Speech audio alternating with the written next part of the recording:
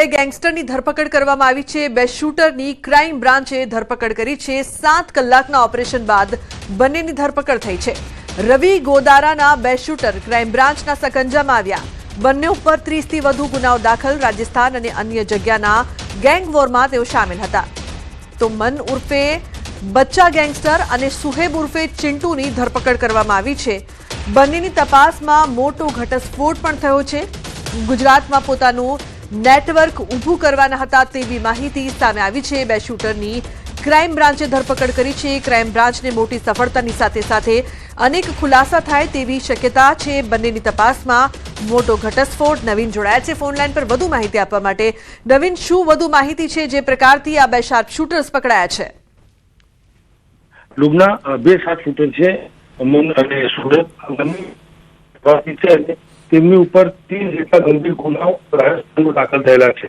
તો મોટી વાત છે કે રવિ ગોદારા ગેંગના જે રવિ વિષ્ણુ વચ્ચે જે ગેંગવોર ચાલે છે તેમાં રવિ ગોદારા ગેંગના સાગરીતો છે, તેમના સારથીઓ છે અને હત્યાનો પ્રયાસ ખંડણી શાર્પ શૂટર તરીકે તેમનું જે છે તે ખૂબ જ કુખ્યાત નામ છે। પોતા ગેંગસ્ટર હોવાનું સામે આવ્યું છે। આ બંને જે ગેંગસ્ટર છે તે ગુજરાતમાં પોતાનું વર્ચસ્વ માટે ટાર્ગેટ માટે જે પ્લાનિંગ કરી રહ્યા હતા તે પ્રકારની ઇન્ફોર્મેશન ક્રાઇમ બ્રાન્ચને મળતા ક્રાઇમ બ્રાન્ચે 7 કલાક ફિલ્મી ઢબે પીછો કરીને અને આ બંને આરોપીઓને પકડી પાડ્યા છે। જો કે હાલ તેમની સામે ગુજરાતમાં કોઈ ગુનો દાખલ નથી, પરંતુ રાજસ્થાનમાં જે મેં કીધું પ્રમાણે 30 જેટલા ગંભીર ગુનાઓ દાખલ છે। તેથી રાજસ્થાન પોલીસે સોંપવાની કામગીરી જે છે તે કરવામાં આવી રહી છે। સૌથી મોટી વાત છે કે ગુજરાતમાં પોતાનું વર્ચસ્વ વધારે અને નેટવર્ક વધારે તે પહેલા ક્રાઇમ બ્રાન્ચે આ બંનેને પકડી પાડ્યા છે। લુકના બિલકુલ નવીન, આભાર સમગ્ર માહિતી બદલ। अन्य समाचारनी बात करिए तो अमदावाद मुंबई नेशनल हाईवे पर अकस्मातनी घटना बनी है। बेकाबू बनेलू टेंकर होटल में घुस्यु। टेंकर होटल में घुसी जता अफरातफरी मची हती। गुजरात और महाराष्ट्रनी हद पर तलासरना दापचरनी आ घटना है।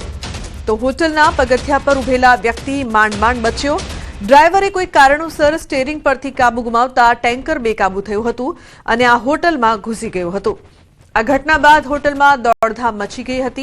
आ समग्र घटना सीसीटीवी कैमरामां कैद थई हती। जो कि आ घटनामां कोई ईजा के जानहानि नहीं थता सदनसीबे मोटी दुर्घटना टळी हती। घटनाना सीसीटीवी फूटेज सोशल मीडियामां वायरल थता बनाव चर्चानुं केंद्र बन्यो हतो। वडोदराना खोडियार नगરમાં અકસ્માત। પાણીના ટેન્કર અને ટેમ્પો વચ્ચે ટક્કર થઈ છે। અકસ્માતની ઘટના સીસીટીવીમાં કેદ થઈ છે। પાણીના ટેન્કર ચાલકે સ્ટીયરિંગ પરથી કાબુ ગુમાવતા અકસ્માત થયો છે। તો ટેમ્પો સામે આવી જતા ટેન્કર ચાલકે સ્ટીયરિંગ પરનો કાબુ ગુમાવ્યો। કોર્પોરેશન દ્વારા ડ્રેનેજ લાઇનની કામગીરી કરવામાં આવતા એક તરફનો રોડ બંધ છે। વન વે રોડ પર ટ્રાફિક હોવાથી અવારનવાર અકસ્માત થાય છે।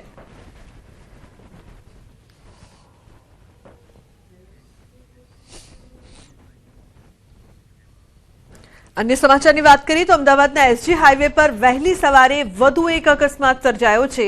पकवान ब्रिज उतरता बे कार वच्चे अकस्मात सर्जायो छे। तो स्कॉर्पियो कार चालके अचानक ब्रेक मारता अन्य कार पाछळथी અથડાઈ હતી। સદનસીબે એરબેગ ખુલી જતા કાર ચાલકનો બચાવ થયો છે। કોઈ જાનહાનિ કે ઈજાના સમાચાર સામે આવ્યા નથી।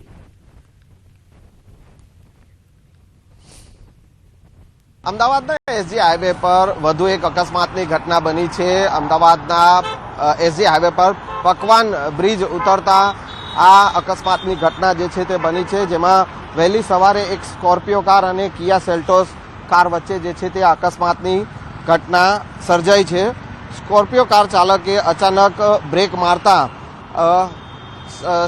કિયા સેલ્ટોસ કાર ચાલકે કાર પરથી કાબુ ગુમાવ્યો હતો અને કિયા સેલ્ટોસ કાર જે છે તે પાછળથી સ્કોર્પિયો કારને પાછળથી ધડાકાભેર અથડાઈ હતી, જેમાં કિયા સેલ્ટોસ કારને ભારે નુકસાન સર્જાયું છે। જો કે એરબેગ ખુલી જતા કાર ચાલકનો બચાવ થયો છે, પરંતુ જે પ્રકારની આ સ્થિતિ છે આપ જે જોઈ શકો છો કે આ સ્કોર્પિયો કાર છે કે જેને પાછળના વ્હીલ પાસે જે છે તે ભારે નુકસાન અહીંયા પર જોવા મળી રહ્યું છે। એટલે કે એસજી હાઈવે પર જે અકસ્માત જે સર્જાયો છે અને આ એક વધુ એક અકસ્માત છે કે જેમાં બે કાર વચ્ચે જે ધડાકાભેર કાર અથડાઈ હતી અને જેમાં એરબેગ હોવાના કારણે જે કાર ચાલકનો સુરક્ષિત બચાવ થયો છે।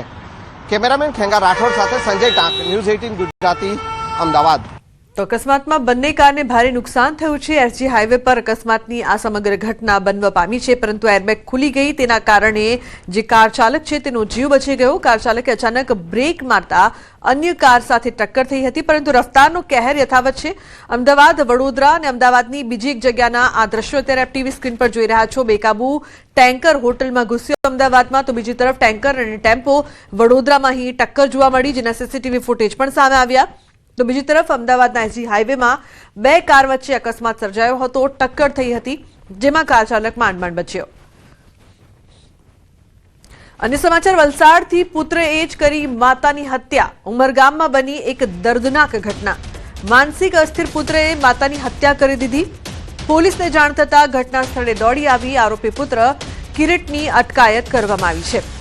સમગ્ર વિસ્તારમાં અરેરાટીનો માહોલ છે। મૃતક મહિલાના મૃતદેહને પોસ્ટમોર્ટમ માટે ખસેડાયો છે।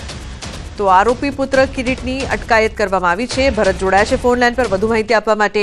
ભરત, ખૂબ જ દર્દનાક આ સમગ્ર ઘટના, શું વિગતો છે આપની પાસે?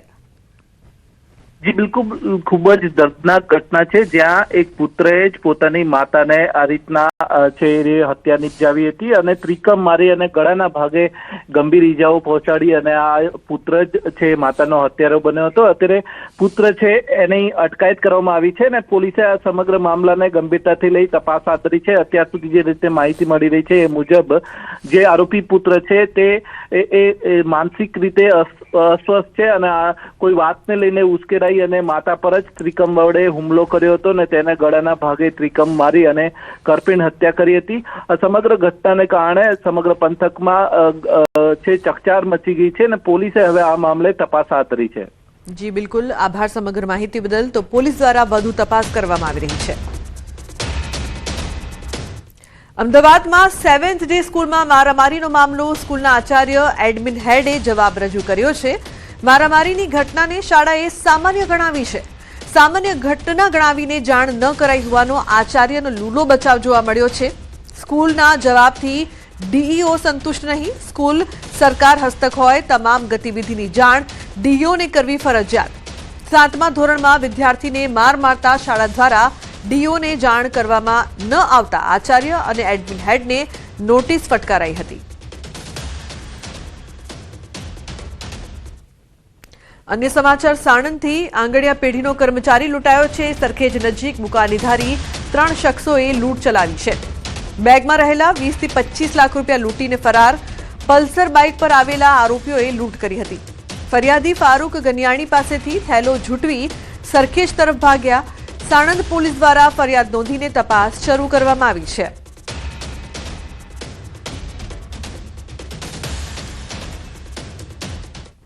અન્ય સમાચાર, રાજકોટમાં ચાંદી ચોરી મામલે મોટી સફળતા। ચોરીમાં વપરાયેલ કાર રાજકોટ ક્રાઇમ બ્રાન્ચે ઝડપી પાડી છે। રાજસ્થાનના બુટલેગરની કાર હોવાનો ખુલાસો થયો છે। કાર બોટાદનો રાજુ ભોજક વાપરતો હતો। કાર સાથે રાજુ ભોજકને ઝડપી પાડ્યો છે। જેલમાં બંધ રાજસ્થાનના બુટલેગર ધરમસિંહની ક્રેટા કાર હોવાનું તપાસમાં ખુલ્યું છે। તો રાજુએ ચોરીને અંજામ આપવા માટે બનાસકાંઠાના દાંતીવાડાના શખ્સને આપી હોવાની પોલીસ સમક્ષ કબૂલાત કરી છે। કાર આપવા બદલ ચાંદીની ભાગ બટાઈ કરવાની હતી।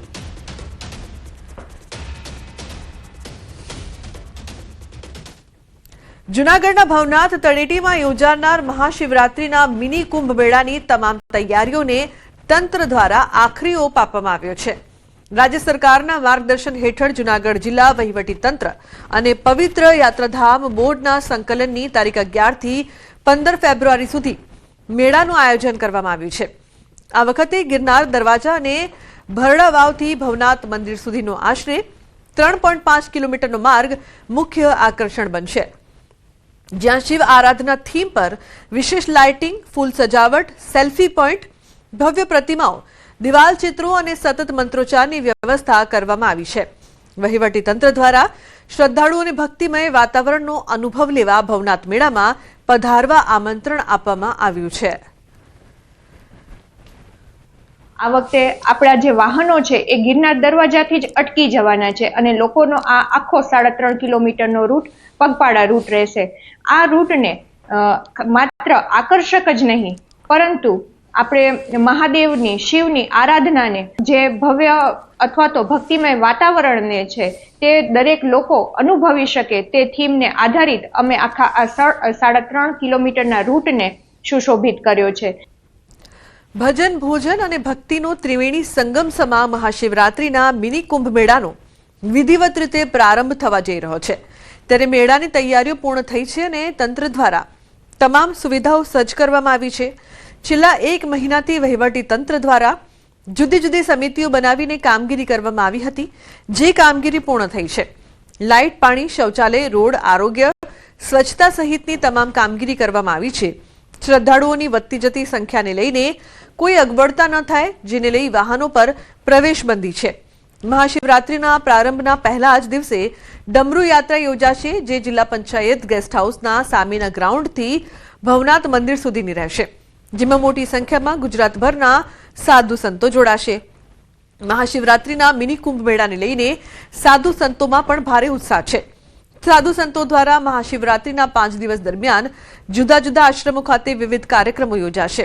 લોકો કાર્યક્રમોમાં આવે તે માટે સાધુ સંતોએ અપીલ કરી છે.